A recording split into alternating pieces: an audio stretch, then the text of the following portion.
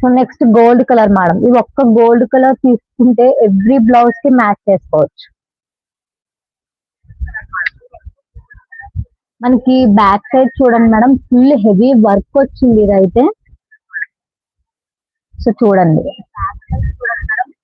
Back side చూడండి, మనకి border వచ్చి స్మాల్ ఫ్లవర్స్ రాలేదు. ఇదంతా కూడా మనకి కంప్లీట్ హెవీ వర్క్ అయితే వచ్చింది.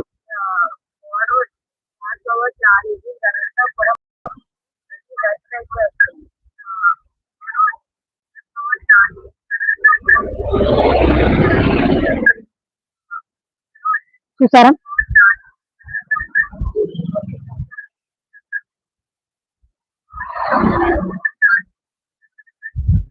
కంప్లీట్ హెవీ వర్క్ వచ్చింది మేడం.